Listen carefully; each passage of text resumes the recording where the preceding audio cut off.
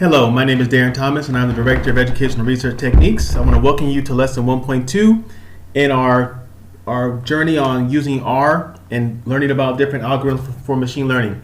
So in this particular video, we're going to take a look at multiple regression in a practical context. And so what we're going to do in particular, as you can see from the slide right here, is we're going to be looking at data preparation for doing a regression model.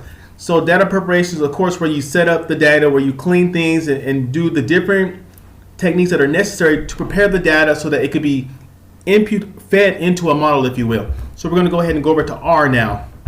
So the code has already been prepared, and I'm just going to kind of walk you through it.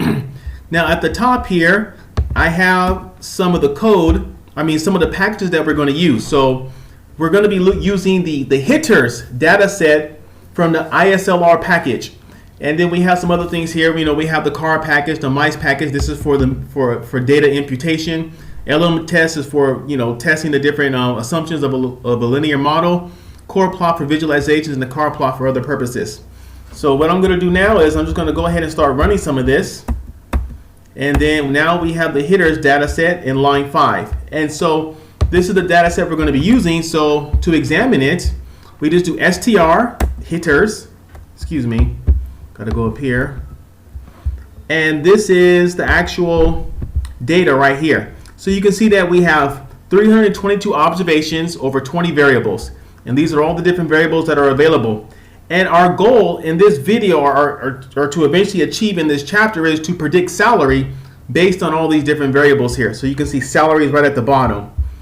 All right, so having said that, we want to set our C so that we can get consistent answers every time we run our data. And so the first thing we got to do is we got to figure out, well, is any data missing? You can try to eyeball it if you want, but an easier way to do it is to kind of set up a function. So we have a function here called missing data.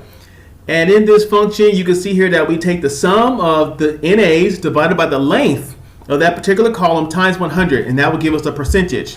So we press Control Enter for that.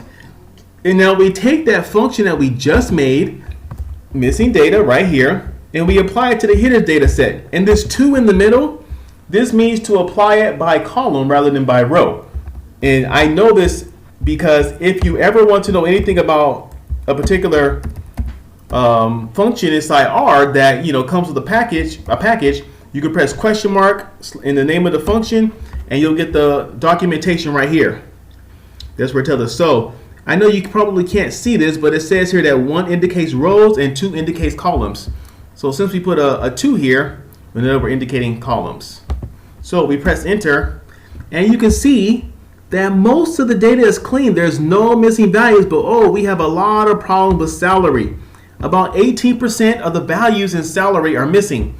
And we learned that through using the apply function right here.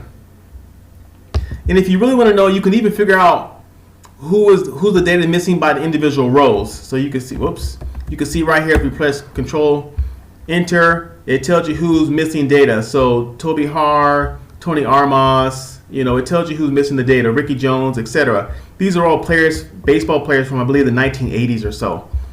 Now, what we need to do now is we need to replace the missing data with some sort of a value. Now we could remove it, but normally we want to try to avoid removing data because we lose valuable information. So we're going to use the md.pattern function from the mice package to try to figure out what to do. And so here they kind of tell you the same thing, the amount of missing data. And you can see down here on salary, 59 people missing data. And they even give you this little printout over here off to your right hand side for where all the missing data is at. And so you can see right here where salary is at, we are having our big problem. That's where the red means. All 59 missing values are right there. 1 means yes, there's a missing value there. So all 59 missing values are right there in salary. This is just what we saw with our function, by the way. So we know there's a problem. So now we go to data imputation, and we're going to go ahead and wrap this up here. So what we're going to do now is we're going to use the mice function from the mice package, and the data we're going to use is hitters. The M5 means they're going to randomly make 5 different data sets that try to impute the data. And this is the number of iterations, 50. And this is the method they're using, PMM. You could look up in the, You can look up inside the documentation for what PMM stands for, some sort of a mean imputation, I believe. And so we're going to load all this inside something called headers 1.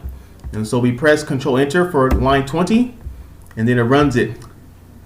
And so it runs it 5 times, to try to get an average of it. And you can take a look at the first few values here if you want. So this is what we have. So for Andy Allison, these are the 5 different guesses that the function made for Andy Allison, and then for Billy Bean, etc. Now next we have to figure out, well, which one do we want to take? Do we want to take the guesses from 1, the guesses from 2, 3, 4, or 5? It's up to you. There's many different ways to explore this, but for the sake of simplicity, we're just going to take 1. So to do that, you use the thing called the complete function. And inside the complete function, you put the name, the imputed data, and then you put the which particular column you want. So we want column 1. So we press Control Enter, and then now we can check for our missing data again. Now notice we gave our new data set a name called completed data.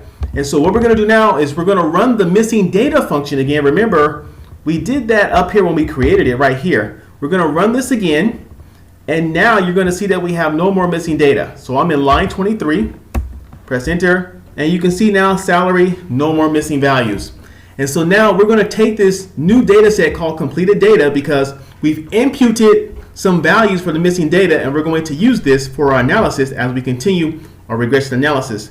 But next up in the next video, we're going to take a look at normality.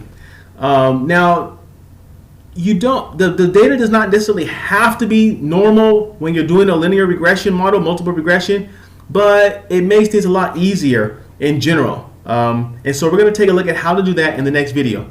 So my name is Darren Thomas. I am the Director of Educational Research Techniques. This is the videos for simpler, how to use machine learning algorithms with R. Thank you for listening.